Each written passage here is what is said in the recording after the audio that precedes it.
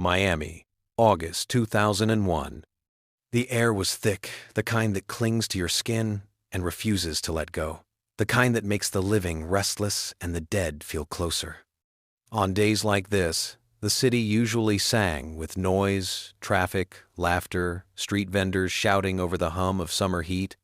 But that morning, in a small apartment complex in Coconut Grove, everything was silent. Too silent. It wasn't the peaceful kind of quiet, it was the kind that presses against your ears until you start to hear your own heartbeat.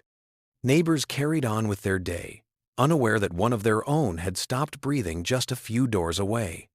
Camila Lopez was 27, young, confident, unstoppable. She was one of those people who seemed to pull the sun toward her.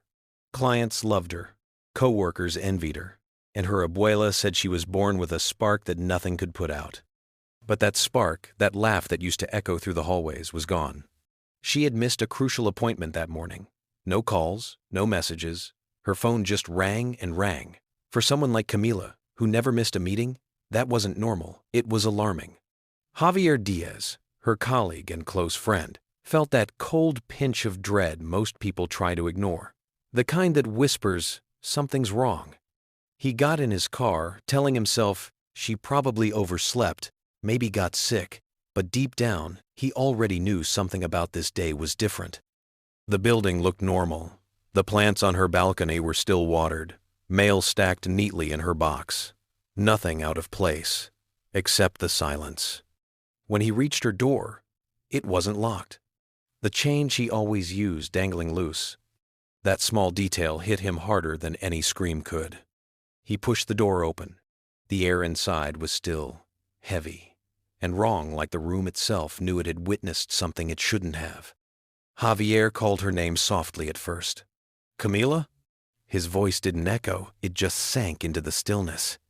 Every instinct screamed at him to leave, but something stronger, loyalty, love, maybe guilt, pulled him forward. Her apartment looked the way she always kept it, spotless, organized, calm. But it wasn't calm. It was frozen. A coffee mug rested halfway on the counter, lipstick on the rim.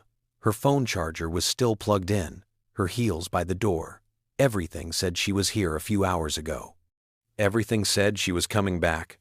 He took another step, then another. His shoes pressed softly against the tiled floor, the sound small but deafening in that suffocating quiet. The bedroom door was open, the blinds half drawn. A faint light cut across the bed, and there she was. Camila Lopez. At first glance, she looked like she was sleeping. Her hair spread perfectly on the pillow, her face peaceful, almost gentle. But Javier knew.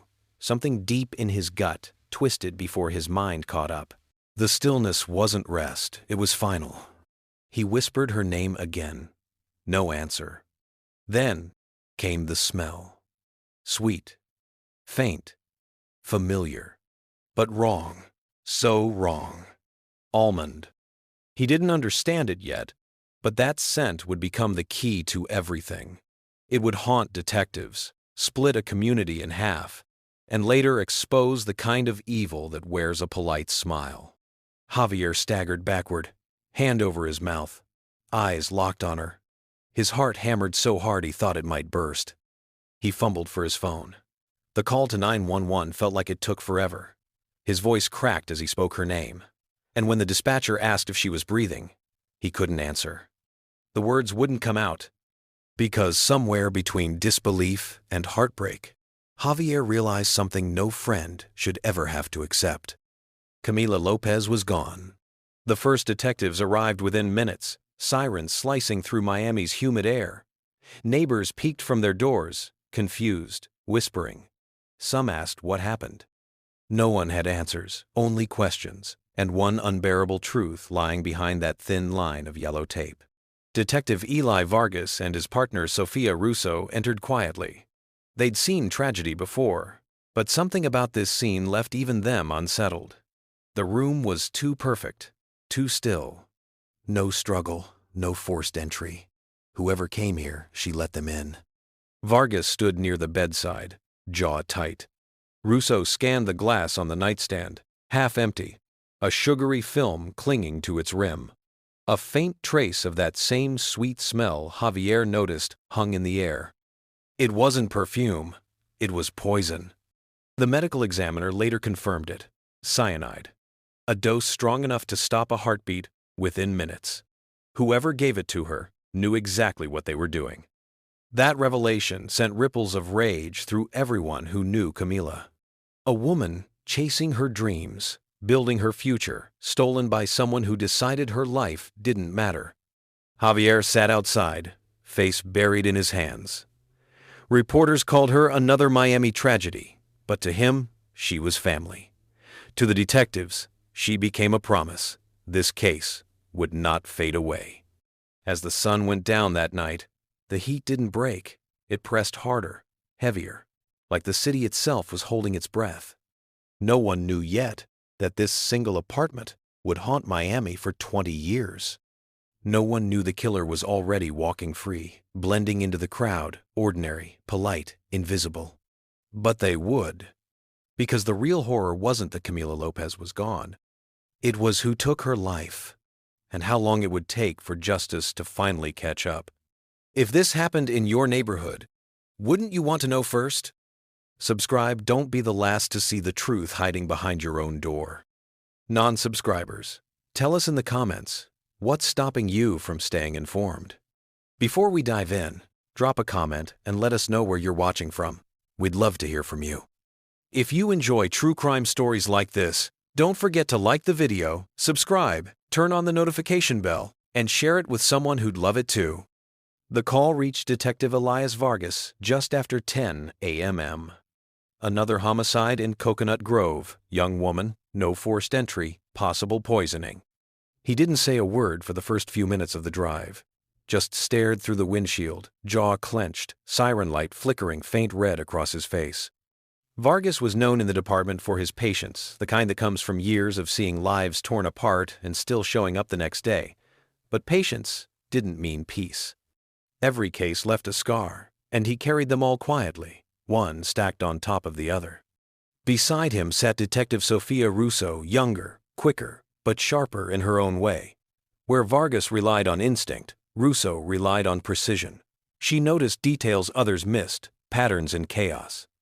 To him, she was both a reminder of what he once was and a sign that someone would carry the torch long after he couldn't.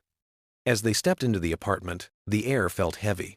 The responding officers moved aside as Vargas entered the bedroom. His eyes swept the room, the bed neatly made, the body still, the faint trace of sweetness in the air. Russo stood beside the nightstand.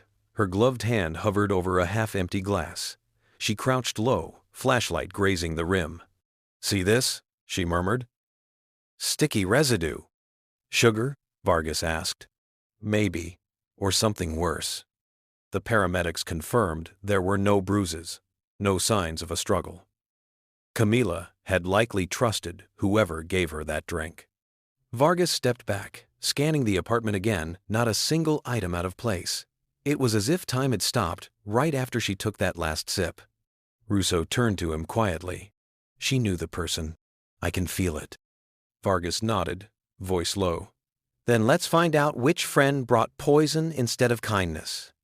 Outside, reporters were already gathering, their voices clashing with the faint sound of sirens. Another young woman dead in Miami. Another story. But this one would not fade quietly. Hours later, the apartment was wrapped in tape and silence. Every sound, the click of a camera, the shuffle of gloves echoed like thunder in that small room. Russo walked slowly around the bed, scanning the floor, the dresser, the nightstand. Her mind was racing, but her hands were steady. She paused beside the glass again. A faint reflection caught her eye. She leaned closer, flashlight tracing the curve of the rim. There it was, a film of something sugary, not much, just a thin shimmer under the light. She looked at Vargas. "You smell that?" He nodded. "Almond. You thinking what I'm thinking?" Russo exhaled. Cyanide. The word hung heavy. It wasn't random. It wasn't impulsive. Whoever planned this knew exactly what they were doing. The medical examiner's team moved quietly around them, collecting samples. One technician labeled the glass, sealing it with care. Vargas followed the process like a hawk, methodical, patient, but restless. Cases like this burned through his sleep for months. He took a final look around. No sign of forced entry, no broken locks, no overturned furniture. Whoever did this walked in calmly, served death in a glass, and left without leaving a trace. "Downstairs," neighbors whispered. Some cried. Most just stared. The realization, settling in someone among them, had killed her. Russo flipped through Camila's planner found on the counter. Appointments, listings, and one small sticky note. "Dinner meeting canceled, Victor." "Victor Morales?" Vargas asked. "Same one. She worked under him before going solo," Russo replied. "He's on our list." Vargas nodded slowly. "Anyone else close?"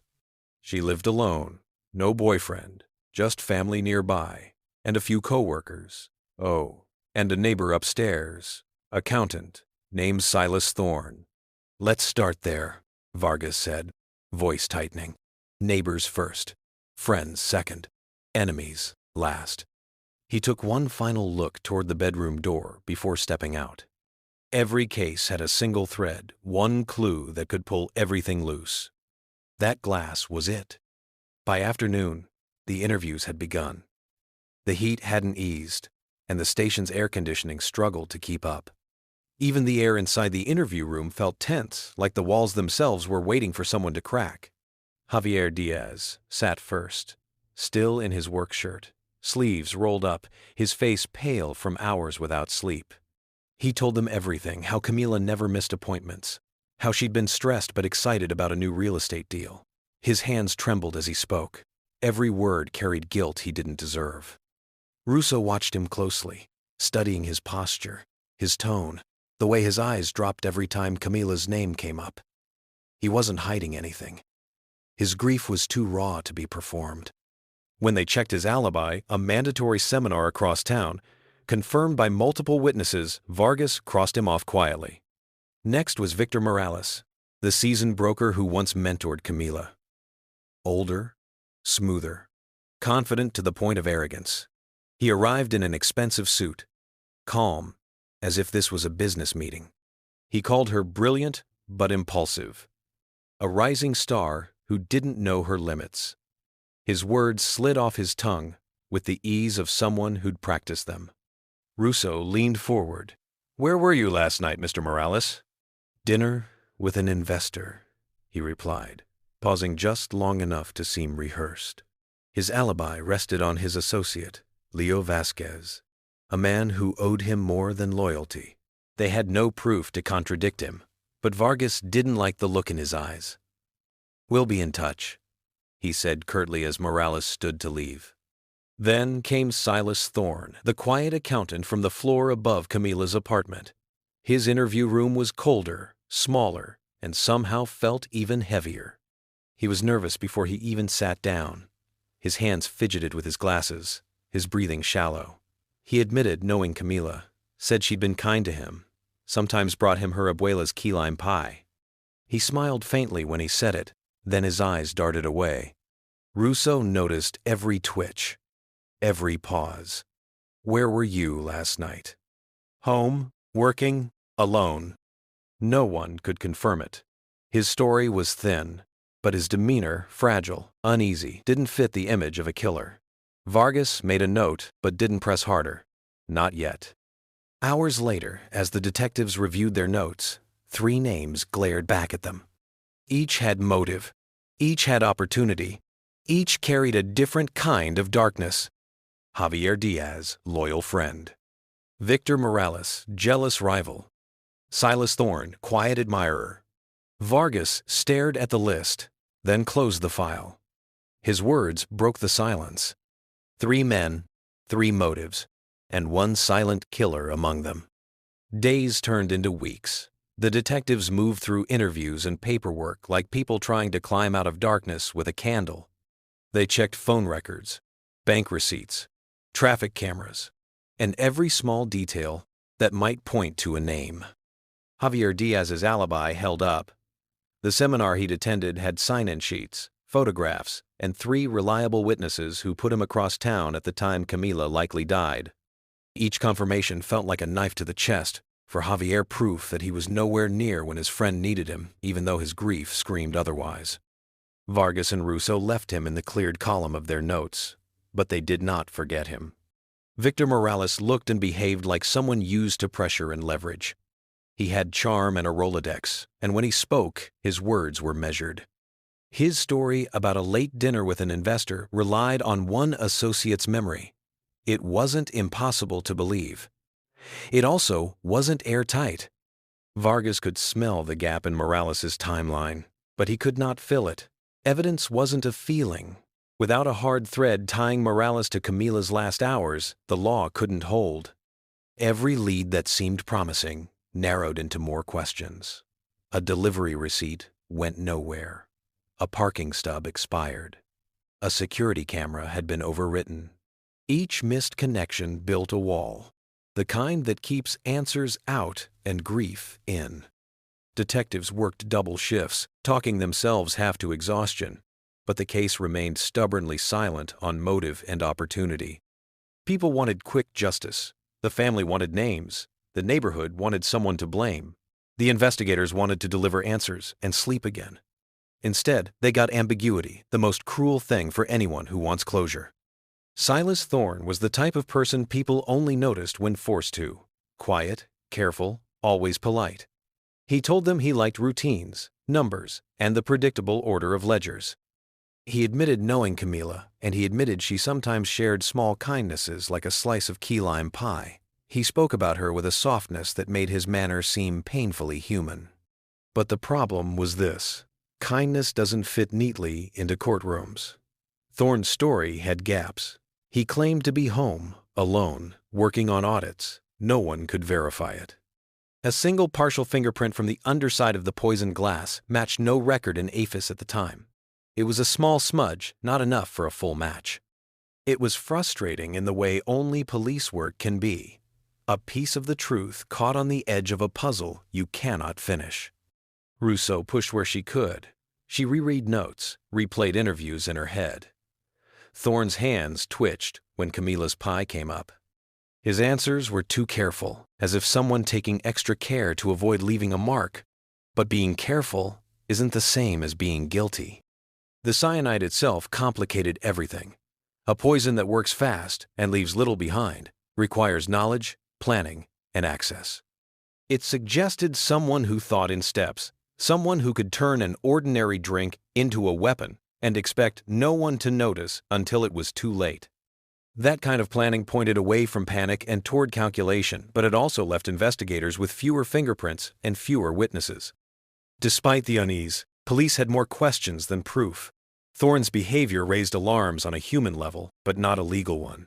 Morales retained plausible deniability. Javier had been cleared. The case began to feel like quicksand. The harder they pulled, the deeper they sank. By the 18th of December 2001, fatigue had settled into the bones of the case. New leads fizzled. Forensic tests at the time could only tell the team so much. The tiny partial print remained unmatched. The DNA traces, if any were recoverable then, were too weak for the technology available. Time was not an ally, it was a thief. Vargas closed the file that day and placed it in the unit's cold case stack. It wasn't a surrender. It was a recognition of limits, the kind that feels like defeat. They had done everything they could with the tools at hand. They had interviewed friends and rivals, checked alibis, followed paper trails, and interviewed neighbors. They had shaken the tree until their hands were sore, but the fruit never fell. The department moved on to newer cases that demanded attention. Newspapers ran stories that faded into archives. Camila's family carried the ache forward, living with a question that never eased. Detectives pinned the file under a date and a note: unsolved, pending new evidence. Vargas kept the file at his desk for years, the corners soft from handling. He could not erase her face from memory. Russo, too, tucked the case into a drawer she reopened occasionally, like a wound she tested to see if it had healed. They were both wrong to hope it was gone. Some crimes wait, patient as a shadow. Most people think cold cases stay buried. But truth doesn't die, it just waits. Subscribe before the next case hits closer than you think. And if you still won't, tell me in the comments what's stopping you. Miami moved on, but Camila's ghost stayed behind. By 2020, Miami had changed its face. The skyline rose higher, the glass towers brighter, the traffic worse. But in one corner of the Miami-Dade cold case unit, the past refused to die quietly. Lieutenant Elias Vargas sat in his office surrounded by years of forgotten stories, photos, faded evidence logs, and boxes marked unsolved. His hair had turned gray, his back a little slower to straighten, but his eyes were the same alert, steady, waiting. Among the stacks on his desk, one folder never left his sight. Camila Lopez, homicide, the 14th of August, 2001. He opened it every few weeks, not out of duty, but because he couldn't stop. The pages smelled faintly of dust and copier ink, but to him, they carried weight. The notes he'd once scribbled in the margins stared back like ghosts of choices he wished he could redo. Sophia Russo, now a lead detective, walked in with 2 coffees and that same unbreakable spark she'd carried years ago. "You're still torturing yourself with that file?" she asked gently. Vargas didn't look up. "It's not torture, it's unfinished work." She placed a coffee beside him, flipping through the old reports. "You know, technology's caught up since then. There's new testing. We could try again." Vargas raised an eyebrow. "After all this time?" "Why not?" she said. "We've seen cases cracked open from the 80s. A fingerprint? A skin cell? It doesn't take much anymore. You kept that partial sample from the glass, right?" He nodded slowly. "Dr. Sharma has it in storage. I told her to hold on to it just in case." Russo smiled faintly. That just in case might be now. The words lingered in the air. For 20 years, the Camila Lopez case had been a scar neither of them could heal. But in that moment, something shifted. Not hope exactly, but momentum. Vargas looked down at the old photograph of Camila, her bright eyes, that effortless confidence. He whispered quietly, "Let's give her what we couldn't the first time." Russo nodded. "Then we reopen it." For the first time in 2 decades, the case file didn't feel heavy. It felt alive. Dr. Anya Sharma had spent half her career chasing what others missed, the traces that time tried to erase. She wasn't the kind of scientist who sought the spotlight.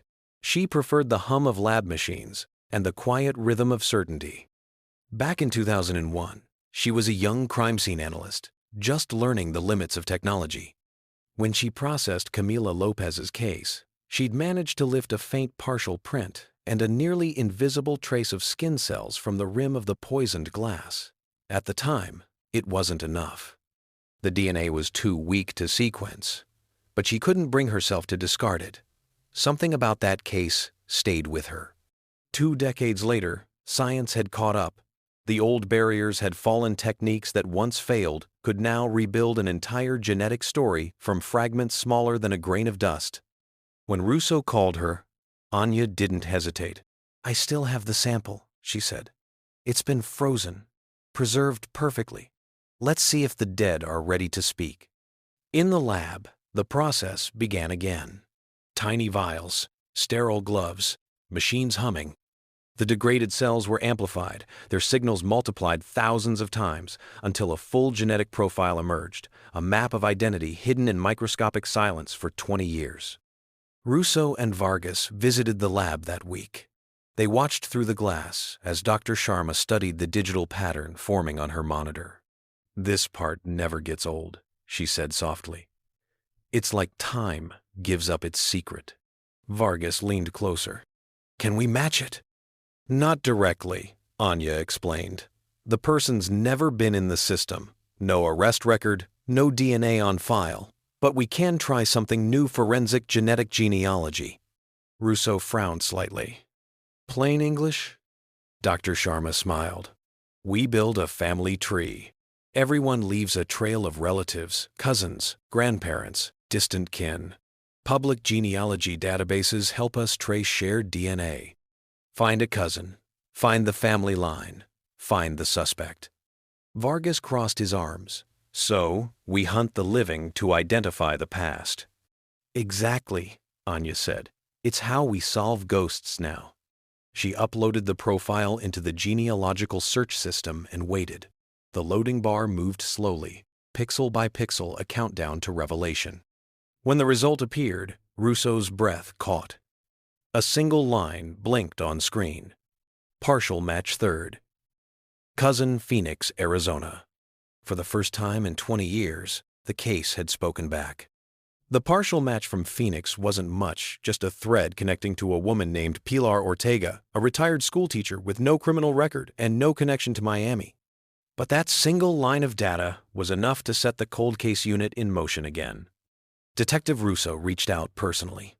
Pilar answered the phone with confusion that turned to shock when she heard the words, Miami homicide, 2001. She had never even visited Florida.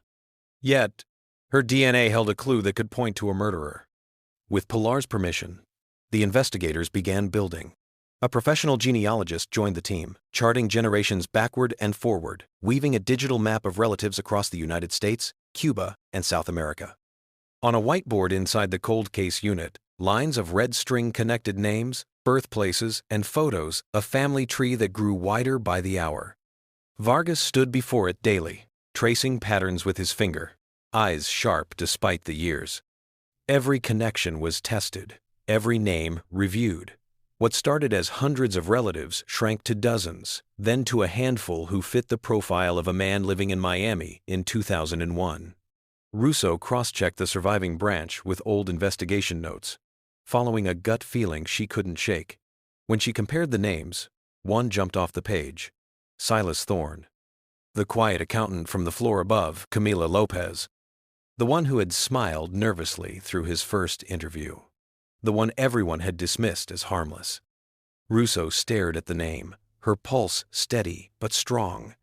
She went back to the old statement, the part where Thorne mentioned the pie, Camila's kindness, her laughter. At the time, it sounded like nostalgia. Now, it read like obsession. She whispered to herself, he wasn't just watching her, he was waiting. When Vargas joined her at the board, she pointed to Thorne's name. This line, it all leads here.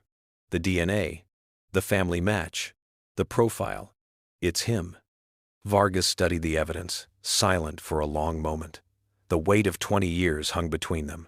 Finally, he said, let's confirm it. No more ghosts, no more questions. They authorized discreet surveillance. The target, Silas Thorne, Coral Gables, Florida. After 2 decades, the Miami sun rose again on a case that had refused to die. Hope the kind they'd buried years ago was back. And this time, it had science on its side. In the weeks that followed the Phoenix breakthrough, the Miami-Dade cold case unit became a hive of focused energy. Names, maps, and photos filled the boardroom walls. The team had grown quiet, the kind of silence that meant progress, not defeat. Dr. Anya Sharma's report had opened a door Vargas and Russo had been staring at for 20 years. The genealogical data pointed toward a broad Latin American lineage, families stretching from South Florida to Cuba, and several branches in the Southwest United States. Russo worked late nights, tracing records, marriage certificates, immigration documents, old church archives. Every record became a clue. Anya supplied DNA comparison charts, while Vargas handled logistics, chasing new leads across states. Patterns began to form. The partial match in Phoenix, linked to Pilar Ortega, extended through her father's Cuban ancestry, a name that connected, faintly but clearly, to the Miami region around 2001. The deeper they searched, the smaller the circle became. Russo marked 3 names on the board: Hernandez, Lopez, Thorne. The first 2 families had moved away long before the murder. The last one stayed quiet, steady, almost invisible. "What's the connection?" Vargas asked, leaning over her shoulder. Russo tapped the chart. The thorn line runs parallel to Pilar's grandfather's branch. Distant, but genetically close enough to explain the match. Only one male descendant lived in Miami back then.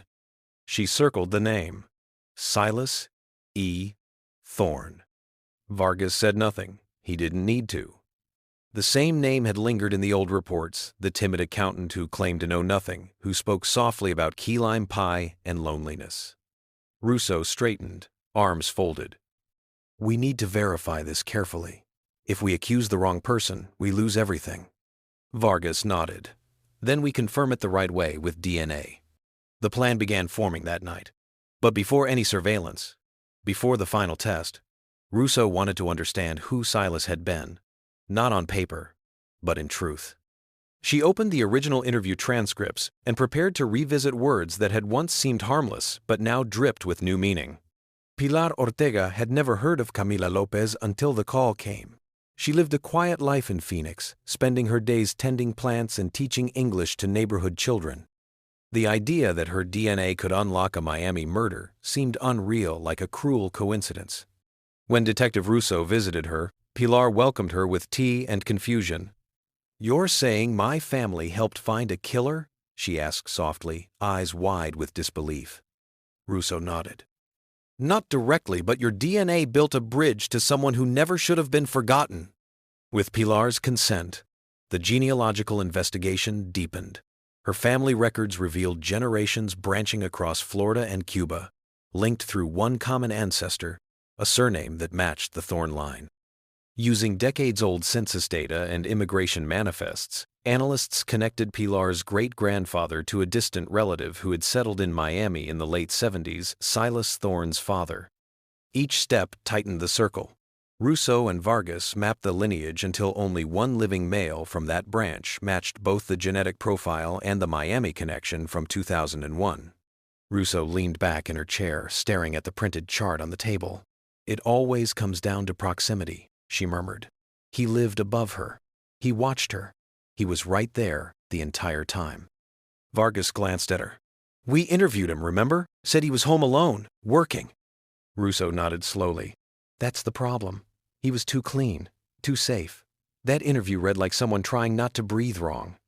Anya Sharma joined them via video call, her screen flickering slightly. "The genetic trail ends with him," she confirmed. "Every other branch breaks off too far. The probability margin is microscopic. It's your guy." Russo stared at the printout. The name Silas Thorne sat in black ink at the bottom of the chart, underlined by fate itself. She whispered, almost to herself, "After all these years, it's him." Vargas exhaled. "We always looked for power, jealousy, rivalry, but it wasn't business. It was obsession." Russo nodded, eyes dark with thought. She brought him kindness. He returned it with cyanide. Silence filled the room, not the hollow silence of the past, but the heavy stillness of revelation. The case that had mocked them for 2 decades was finally taking shape.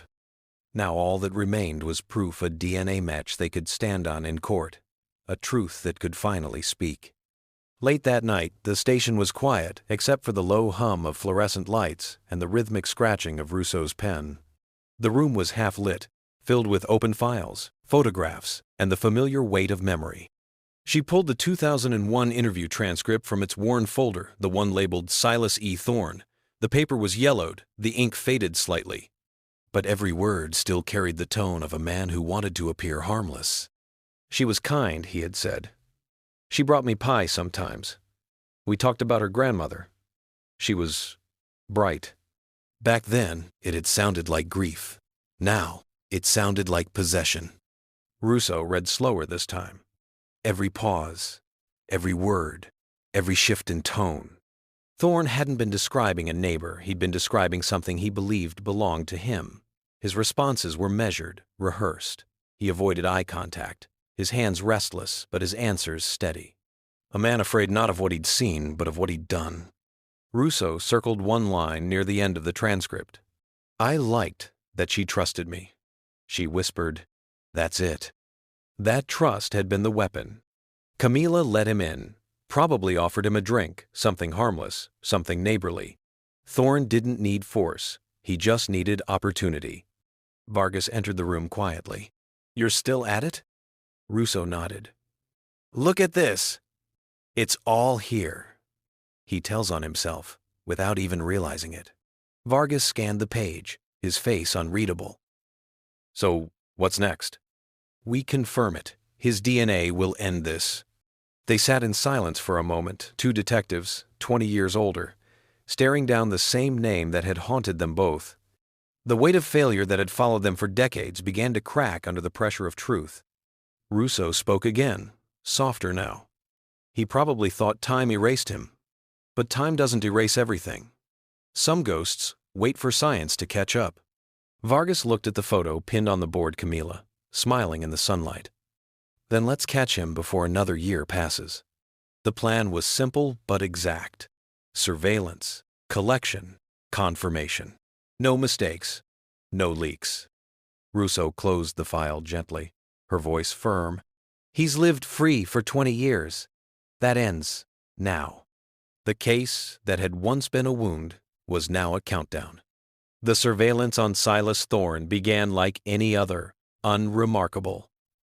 He was no longer the young, nervous man from 2001. Time had changed him, had aged him.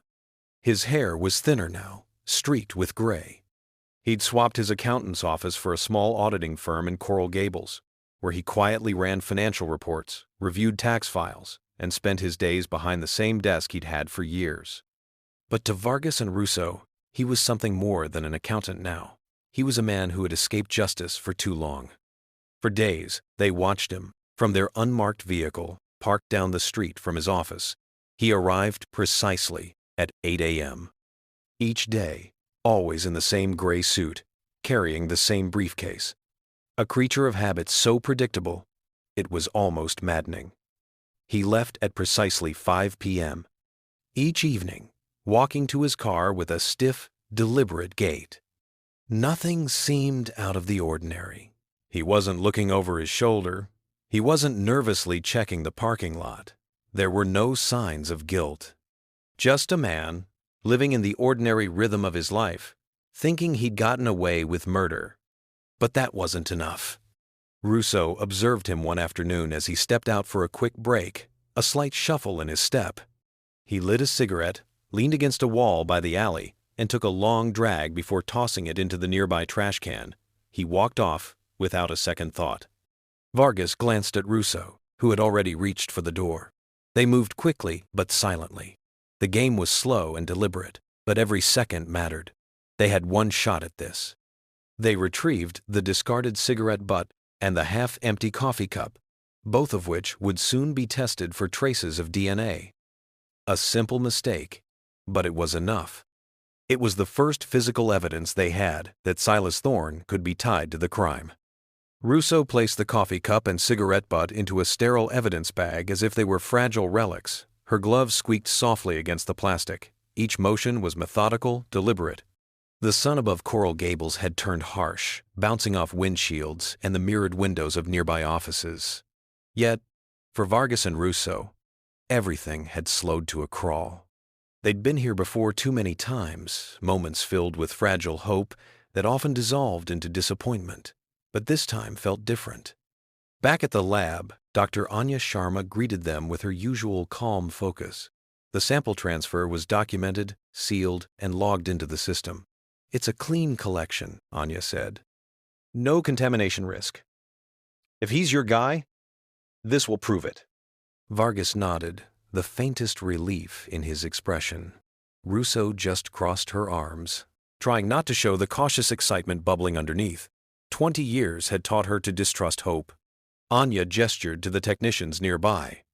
"We'll start extraction immediately. The saliva on the cigarette and the residue from the coffee rim should be enough for a full comparison. I'll keep you posted the moment I have results." Russo looked through the observation window as the lab team began their work. Machines hummed quietly. Gloves, pipettes, centrifuges, the orchestra of modern truth. She felt her chest tighten as she remembered how this same lab had once sent them home empty-handed years ago. Vargas broke the silence. "He threw those away like they were nothing." Russo replied without looking up. He thought time buried him. He was wrong. As the lab door sealed shut, the two detectives left the building and stepped into the humid afternoon air. The streets buzzed with life commuters, students, vendors, people with no idea that a ghost from 2001 was finally being called to answer. Back at the office, the evidence log updated. Pending analysis DNA match requested. The next step was the hardest waiting. The rain started without warning that afternoon. Thick drops slapped against Vargas's window, streaking the glass until the Miami skyline blurred into silver. The city lights shimmered through the downpour like ghosts of traffic. He sat alone in his office, the old file open on his desk, Camila's photo staring up at him, edges curled from time. Every tick of the wall clock pressed harder against his nerves. 2 decades of failure condensed into one sound: waiting. Russo stood near the doorway, arms folded, eyes fixed on the phone sitting between them. It hadn't rung once all day. The lab had promised results soon, but soon in police work meant hours that felt like years. Lightning cracked across the sky, and thunder rolled through the city. Vargas didn't flinch. He'd seen storms before, outside and inside his own head. Russo broke the silence first. "What will you do when it's confirmed?" He exhaled slowly. "Finish it. That's all there is left to do." Minutes dragged. Rain fell harder. The phone sat still, a quiet enemy, daring them to hope again. When it finally rang, both froze. 1 ring, 2. Vargas lifted the receiver with hands that didn't quite steady. Vargas. On the other end, Dr. Anya Sharma's voice was calm but charged. "The comparison is complete. The DNA from the coffee cup and cigarette butt is a full match to the preserved sample from the Lopez case."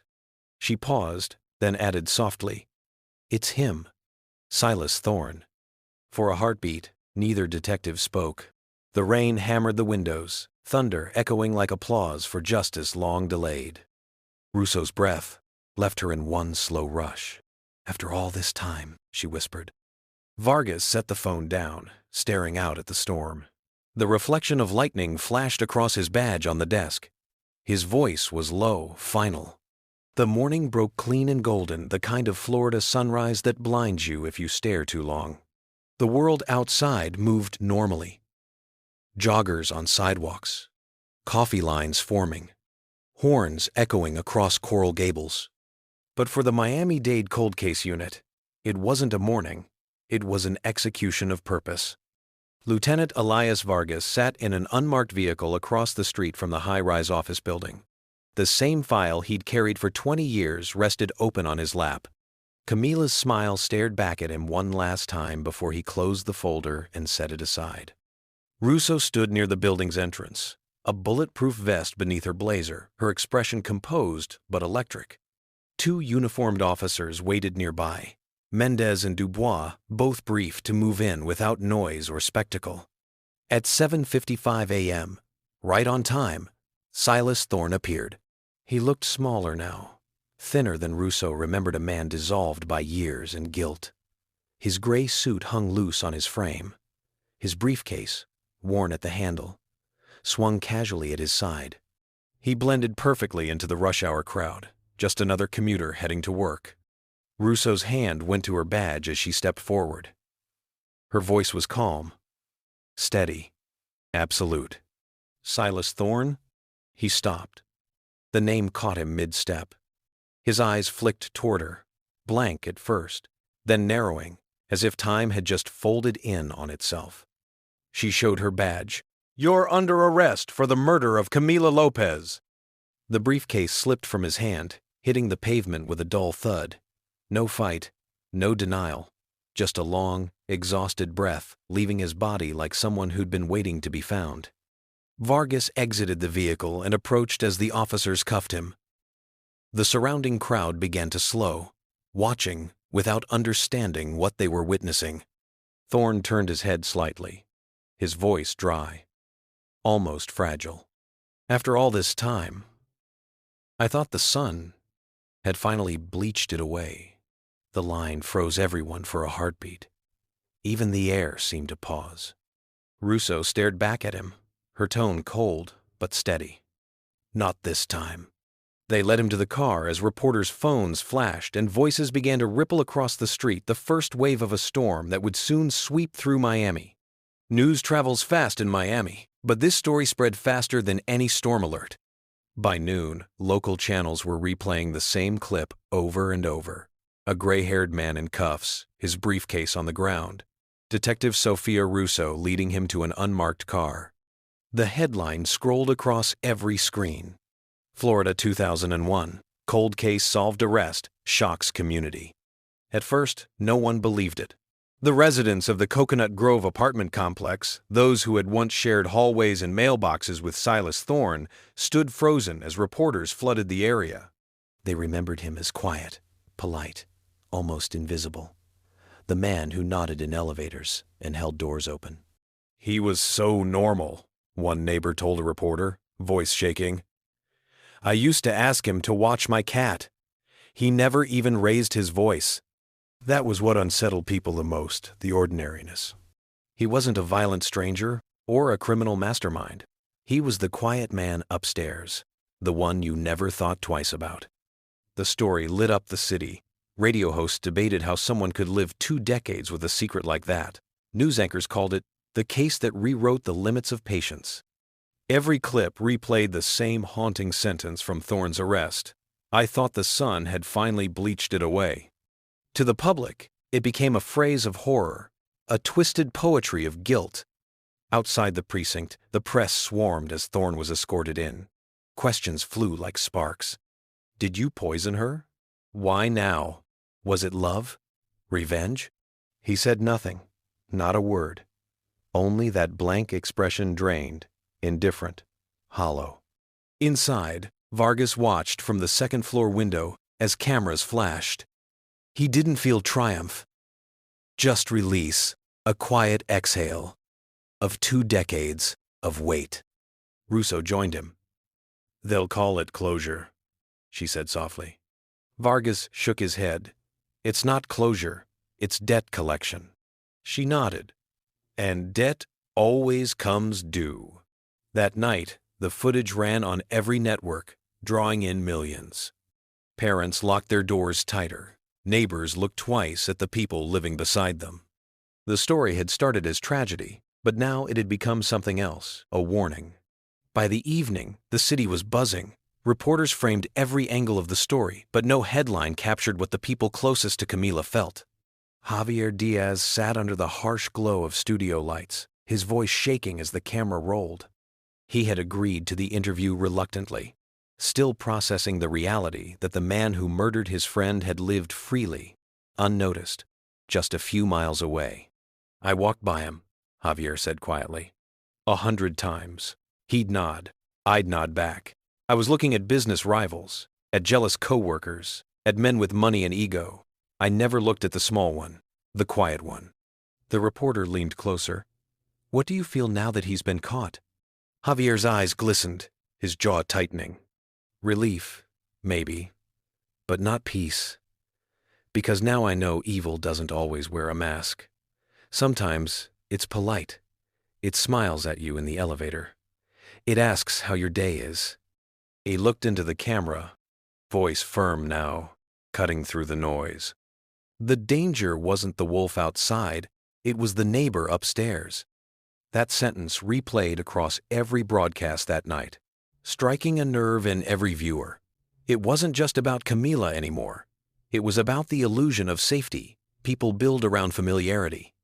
In the precinct, Vargas and Russo sat in silence. The paperwork was done. The press had left. The holding cells hummed faintly, behind the walls. Russo spoke first. 20 years. All that time, he lived like nothing happened. Vargas nodded slowly. He probably convinced himself it was gone. But guilt doesn't fade. It waits. They looked at the old photo again, Camila's smile, frozen in time. The same photo that had haunted Vargas's desk for 2 decades. For the first time, he felt like he could finally close the file without shame. Russo whispered, We gave her the truth." Vargas replied, "That's all justice really is. Truth that arrives late, but still shows up."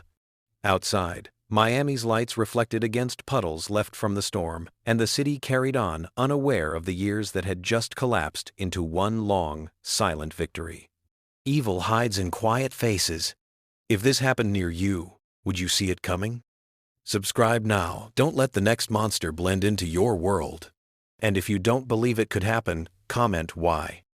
The interrogation room was small and bright, the kind of light that makes everyone look more honest than they feel. Silas Thorne sat with his hands folded on the metal table. He wore the same gray suit from his arrest, sleeves a little loose now, as if life itself had slipped from him. Russo and Vargas sat across, notes in front of them, but eyes fixed on the man who had been a blank on their records for 20 years. They had waited long enough. This moment held everything they had been carrying. Silas didn't plead or yell. He did something worse. He offered a tired, flat acceptance. When Russo read the evidence, the matching DNA, the partial print, the testimonies, his face didn't contort in fury. It softened, like a man giving up a secret he had been keeping too long. He asked for a lawyer, and they gave him the chance. But the strain of years had already broken some small part of him. Before counsel could arrive, he began to speak. Not to free himself, but as if unloading a weight he could no longer hold. He told them about the watching, about small kindnesses turned into obsession, about how each slice of pie, each polite conversation, felt like a claim. He described trying to make a life for himself in the margins, ledgers, audits, numbers, and failing to find a place that fit. The more he failed, the more he turned his attention inward, until that attention focused solely on her. When Russo asked why, his answer was quiet and simple. She saw me. There was no soft pride in it. It sounded like punishment. He had not wanted to hurt her for power. He had wanted to own a moment where someone else saw him as more than nothing. He confessed to buying cyanide through an obscure supplier he'd come across in his auditing work, paperwork, invoices, the kind of access a careful man could use without raising alarms. He described dissolving the crystals into a drink, placing it where she would take it, then stepping away to watch what happened through a hall or a cracked door. He spoke of staging the scene afterward, arranging her like something he thought worthy of a photograph. His voice was steady when he described staging. "I wanted it to look peaceful," he said. "I wanted to believe I could make a clean ending." The words were not remorseful so much as clinical, the language of someone who planned violence, as if drafting a ledger. At one point he looked up and met Vargas's eyes and, with a half-smile that made the detectives feel cold, said, "I thought no one would remember." That line landed like a slap. It was arrogance and despair braided together, the belief that time erases what some people cannot forgive. When the lawyer finally arrived, the confession stopped and legal process took over. But the damage was done. A man who had hidden in plain sight had spoken, and his words sealed the moral shape of his crime. The trial moved quickly. The prosecution presented its case in a tight, unrelenting sequence. The preserved glass, the partial print, Dr. Sharma's analysis, the genealogy chart pointing to Thorne, the lab report confirming the match to the cigarette and cup, and the confession, the human voice that tied it all together. The defense tried to chip away at the edges, old evidence, degraded samples, the passage of time.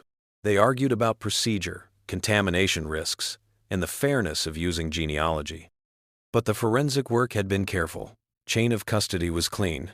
Dr. Sharma testified with the plain clarity of a scientist who had watched a secret unfold and had only followed what the data said. Witnesses included Javier Diaz, who spoke of loss and of the sudden collapse of the world he had known. He did not rage in court. He spoke with a steady grief that made the gallery hush. She trusted people, he said. She trusted, and she was taken. That trust should have meant something. Prosecutors emphasized motive, not greed, not status, but obsession. They painted a portrait of a man who turned kindness into possession, whose careful work life masked an inner crumbling. They argued that cyanide was not a crime of impulse.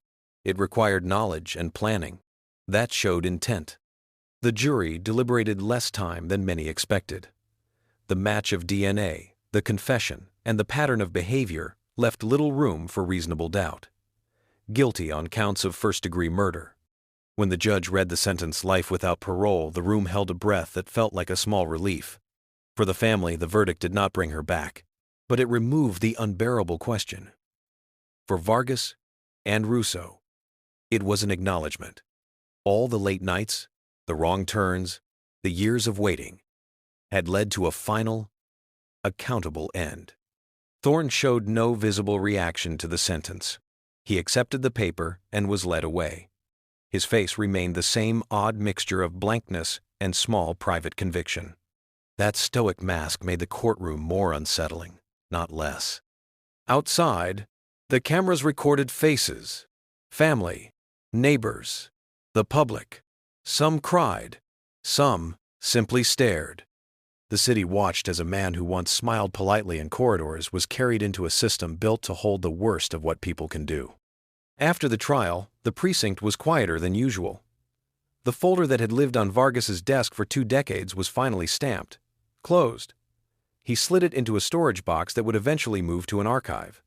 The weight lifted, but the absence remained obvious and raw. Dr. Anya Sharma returned to her lab work, not seeking praise, but knowing the result mattered. Russo went back to cases waiting in the stack, older and firmer now. The edges of her patience softened, but not worn away. They had won a narrow, bitter victory. Justice, late and costly. Camila's family gathered one last time in a small room at the courthouse. Her abuela was gone, but other relatives came, hands joined, voices low. They did not celebrate. They closed books, offered thanks, and looked at photos like relics that both hurt and comforted. Justice had addressed the crime, but could not heal the empty spaces it left. Javier visited the precinct afterward. He stood in front of Camila's photo on Vargas's wall, fingers tracing the edge of the frame, as if trying to memorize the line of a person who would not return. "It's a small thing," he told Vargas, "but at least now I can say her name and mean something more than a question."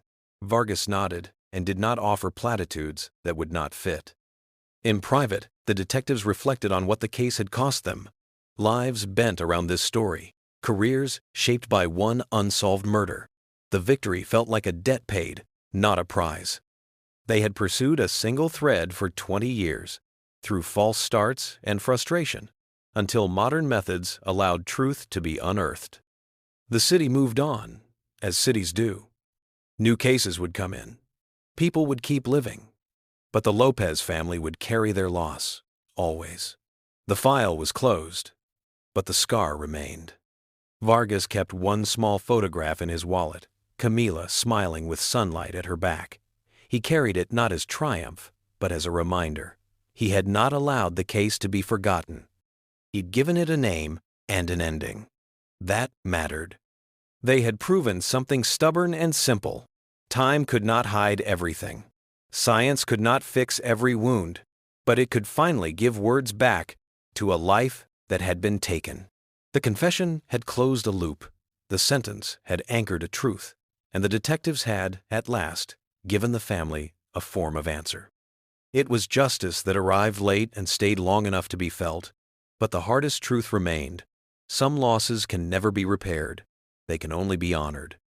The city of Miami would remember Camila Lopez not only for the crime that took her, but for the life she had lived, bright, brief, and not erased by time. The Lopez case became more than a solved homicide. It turned into a quiet revolution, proof that time could bend but not break the pursuit of truth. Inside the Miami-Dade Cold Case Unit, the story spread like a rallying cry. Files long untouched were reopened. Evidence boxes were pulled from dusty shelves. Detectives who had once believed their failures were final found themselves requesting new DNA tests, submitting samples to genealogical databases, and asking for Dr. Anya Sharma by name. Forensic genetic genealogy, once seen as experimental, now stood as a pillar of modern investigation. It became the bridge between science and justice, a way to give voices back to victims who had been silenced by outdated tools. Dr. Sharma later said in an interview, We don't chase miracles. We chase data. But when data meets patience, miracles tend to follow. Vargas and Russo received commendations, though neither cared for ceremonies. Awards couldn't return what had been lost. For them, closure wasn't glory, it was responsibility fulfilled. The Lopez case joined a growing list of solved cold cases across the country, but Miami carried it differently. For this city bright, chaotic, always running forward, the story reminded everyone that the past doesn't vanish just because people stop looking. The press called it the case that waited 20 years. To the department, it was something simpler, a promise kept. For the Lopez family, peace didn't arrive with applause.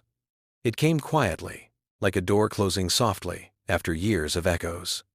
Camila's younger cousins attended the sentencing, clutching photographs printed from albums yellowed with time. Her aunt spoke briefly to reporters, saying, "We're grateful, but grateful doesn't mean happy. You don't celebrate justice this late, you accept it." They returned to their daily lives, carrying her memory not as tragedy, but as testament. Her name became shorthand in the family for perseverance, a reminder to keep faith even when answers seem unreachable. Javier Diaz, now older and more grounded, visited Camila's old apartment complex once the case was closed. The building had changed, fresh paint, new tenants, no trace of the life once lived there. He stood outside the unit's door, listening. No sound, no presence, but something in the air still carried her warmth. He later told a journalist, "Closure isn't forgetting. It's learning how to live beside the memory, without breaking every time it passes by."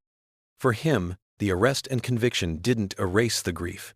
It simply gave it a place to rest. Vargas kept his promise to visit her grave, leaving a small silver coin, a token of detectives past, pressed into the soil. Russo stood beside him, saying nothing. The wind moved softly through the palm trees. They both understood that justice isn't about winning. It's about standing up when silence tells you to stop. When the headlines faded and the public moved on, the legacy of the Camila Lopez case lingered. It became part of every training session, every lecture on perseverance and patience. New detectives heard the story of a 20-year pursuit, of evidence that outlived doubt, of a killer who mistook time for forgiveness. It reminded everyone that truth doesn't vanish, it waits. Russo summarized it best in a departmental interview. "Sometimes justice is slow, but it never forgets." That line became engraved on a plaque outside the cold case unit, right below Camila's photograph. The case had changed people, not just those who worked it, but those who heard it. It reminded communities to look closer, to trust kindness, but also protect it. Evil didn't always announce itself. Sometimes it wore polite smiles and quiet routines. Miami kept moving the beaches, the lights, the endless hum of life. But for those who knew her story, the city felt slightly different. Safer, maybe. Wiser, definitely. The past didn't haunt forever, but it didn't disappear either. It stood as a reminder that light can't erase every shadow. It can only reveal where they stand. Camila's story lived on through the work that followed. Each reopened file carried a trace of her legacy. Each solved case carried her echo. And in that way, she was never truly gone. No matter how bright the sun, the past still casts shadows.